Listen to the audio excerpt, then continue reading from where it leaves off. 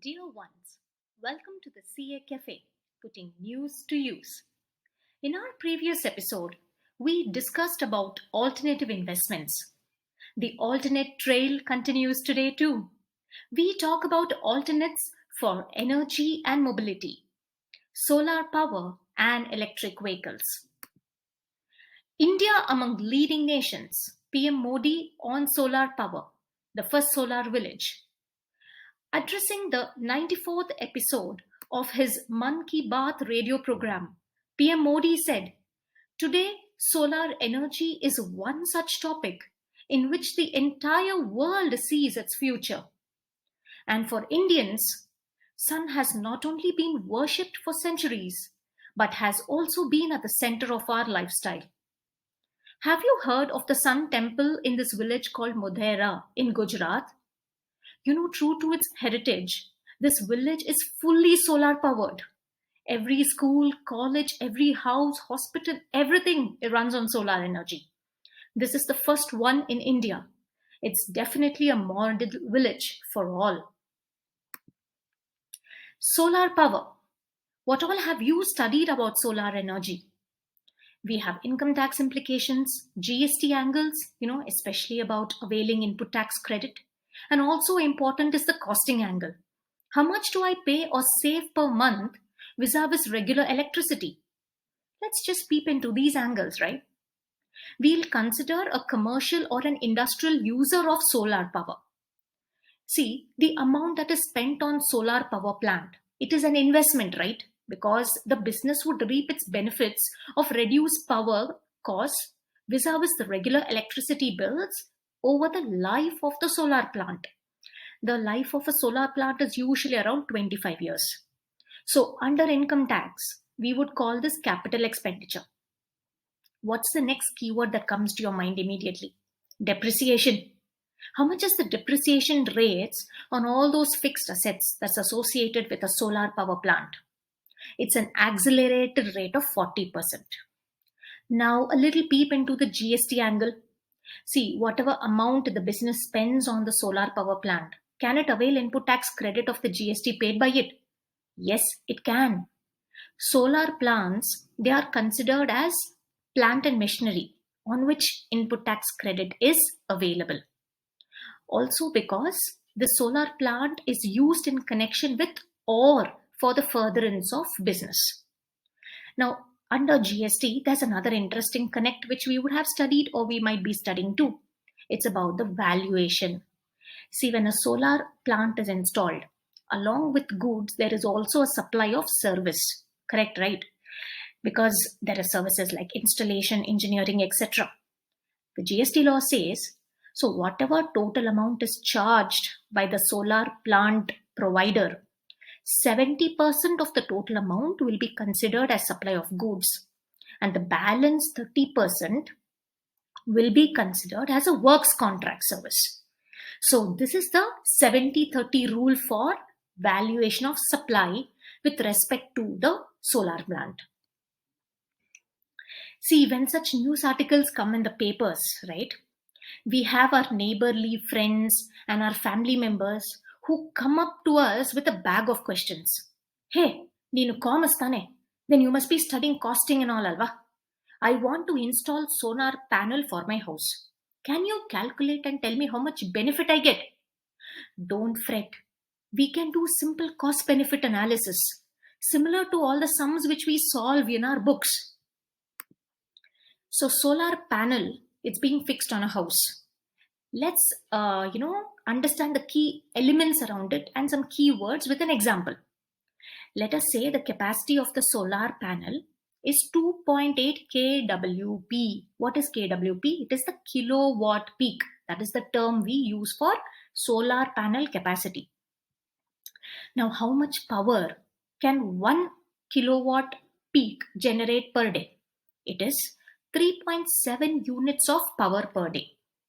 So, in a year of 365 days, this house gets 3.7 into 365 into 2.8 kilowatt power, which is equal to 3,781 units. That much power that house gets in a year. Okay, there are some more assumptions we'll do. Regular electricity, what is the average rate per unit? Rupees 8.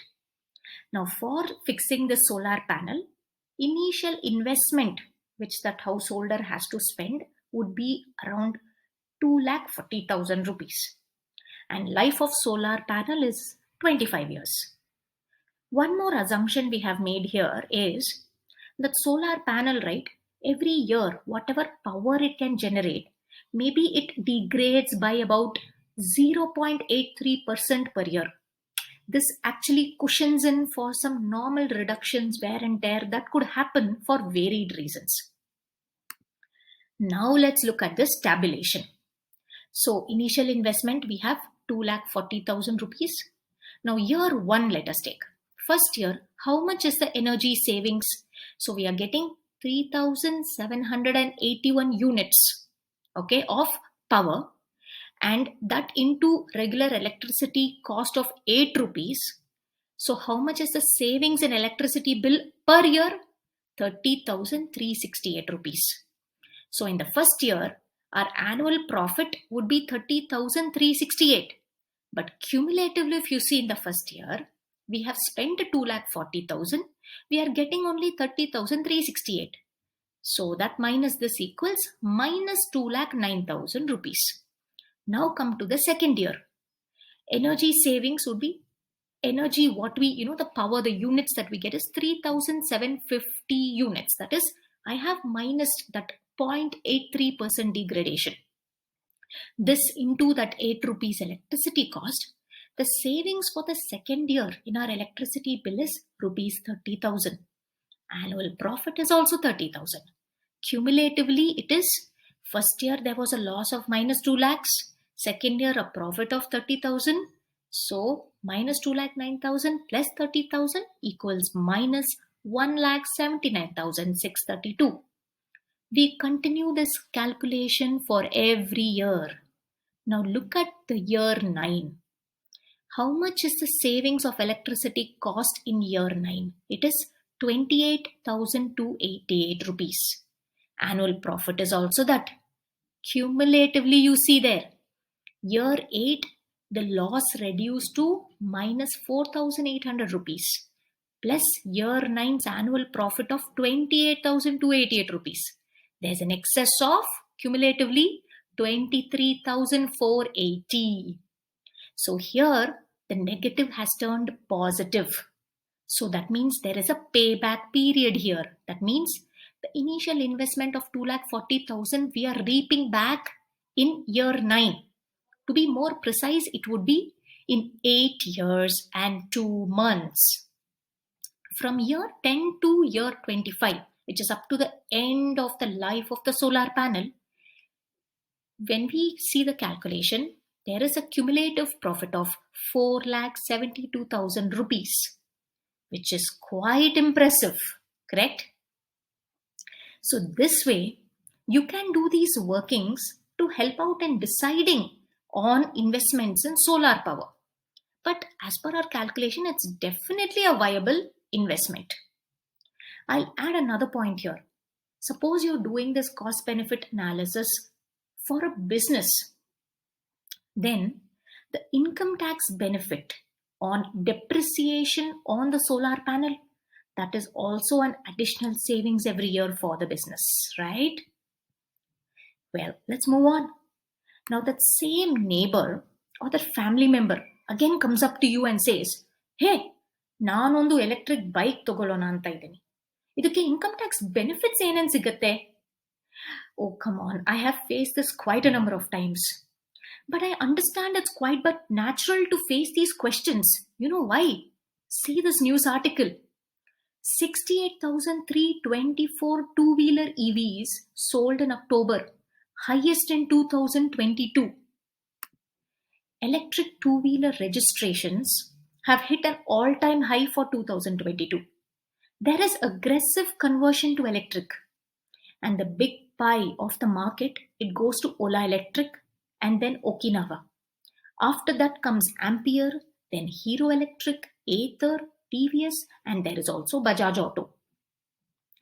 As per this government website called Vahan, did you know there are about 86 electric two-wheeler companies in India?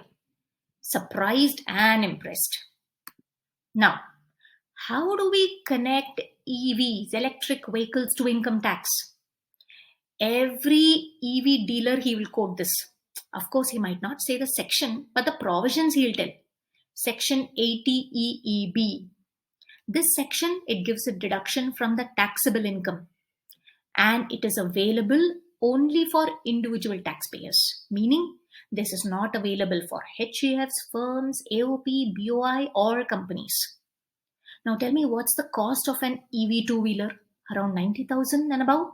And four-wheelers are around 8 lakhs and more? And many might invariably take a loan to finance the EV.